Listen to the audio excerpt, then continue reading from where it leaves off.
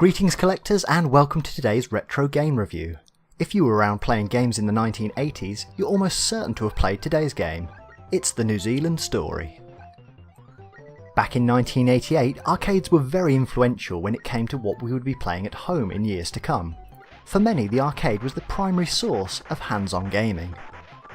It's no surprise then that when it came to the home console market, the must-have games were often the arcade hits of the day. The Street Fighter series, Sega's Golden Axe and Outrun were primary examples of where the buzz from the arcade made it back into the home. It was your chance to live the experiences without shelling out your pocket money over and over again. One company that really understood this from the beginning was Taito. Think Bubble Bobble, Puzzle Bobble, Rainbow Islands, Chase HQ, Operation Wolf, Lunar Rescue and Phoenix. All of these Taito classics started off life in the arcade and then made successful migrations to the home market. Amongst these games was the New Zealand Story, a cute platformer that managed not only to end up on just about every platform of the time, but also has received remakes for later generations of gamers. Here I'm looking at the big box version for the Commodore Amiga. Much of the box artwork has been retained from the original arcade promotional material, and it has that distinctly family-friendly style about it. The rear of the box gives us the usual screenshots and also the premise of the game. Essentially, Wally Walrus has captured 20 of your Kiwi friends from the New Zealand Zoo. You play as Tiki the Kiwi in his mission to rescue them before they're all eaten. It's a variant of the classic Save the Princess formula, but it's just so much cuter with cartoon Kiwis, which incidentally in real life look nothing like the yellow fluff balls we see here in the game. Inside the box we get a rather cheap looking folded manual sheet intended for the Atari and Amiga systems. The box inserts are standard for the time. There's the generic poly inserts capable of housing 2 cassette tapes or a floppy disk. You'll only need the single disc to enjoy this game though. The game itself is a really nice example of how platform games were fun back in the day. You take your simple bow and arrow and jump off around the level shooting at the bad guys, collecting fruit and occasionally picking up power-ups. At the end of each round, you'll rescue your Kiwi friend. It's as simple as that. There's some great features when it comes to the enemy design. Some will fly, others will spread like fire, and others will try to drop projectiles on you. There's added mechanics of underwater sections and also the need to steal your enemy's mode of transport to reach different parts of the level. There's just something very well thought out about the level design in the New Zealand Story. The levels are varied enough to keep things interesting, yet similar enough to keep the real theme of the game going, and that's good, simple platform fun. Growing up with the New Zealand Story was a joy.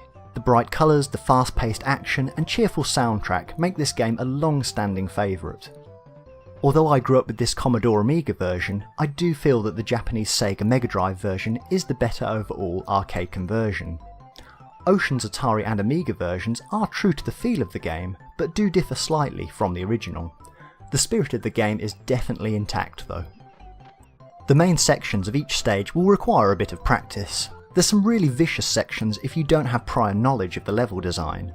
Here in particular, you can end up in a permanent loop of being struck from below. The boss fights are also a potential source of frustration.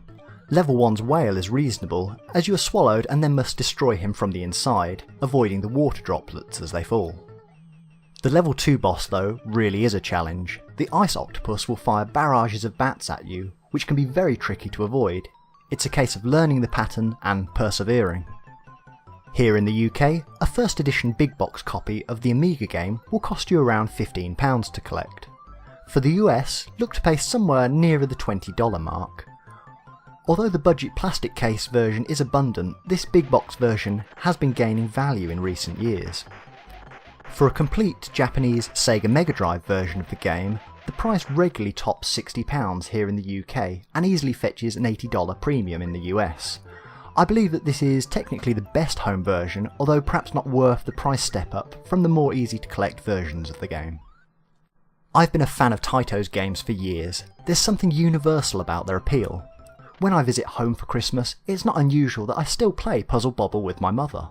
In the arcade I try to set the high score on Phoenix, and at random times throughout the year play Rainbow Islands, Bubble Bobble, and of course this week, the New Zealand Story. The The New Zealand Story is an absolute timeless classic, whichever system you choose to play it on. It's one of the true must-have platforming games for any collector. I can't recommend it highly enough. Let me know in the comments your feelings about the New Zealand Story. I'm sure almost every collector viewing this channel would have played at least one version of this game as a child. So, happy collecting everyone!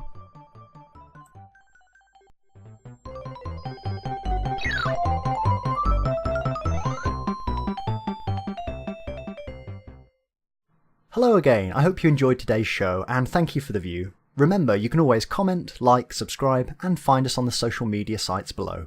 Happy collecting!